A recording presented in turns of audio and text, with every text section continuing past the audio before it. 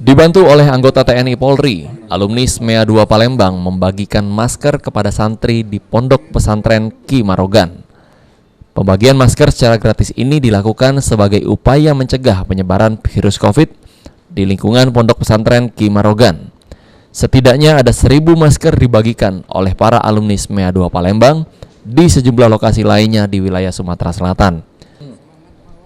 Diana Ivori selaku Ketua Alumni SMEA 2 Palembang menjelaskan, pembagian masker ini untuk membantu dan mendukung pemerintah dalam hal pencegahan virus COVID-19. 1.000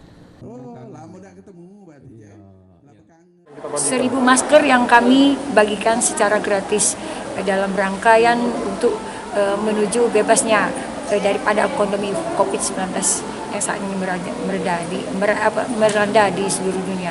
Ini dibagikan di Ponpes ini ya? Ya, melalui Ponpes ini dan masyarakat Sumatera bagian selatan pada umumnya nanti akan disebarluaskan juga. Alhamdulillah sudah berbagi tali kasih berupa masker kepada anak santri dan juga ada santunan juga, ada makanan dan lain sebagainya. Jadi kami mengucapkan terima kasih dan mudah-mudahan Allah membalas kebaikan dari. Selain membagikan masker, para alumni SMEA 2 juga memberikan santunan kepada para santri Pondok Pesantren Ki Marogan.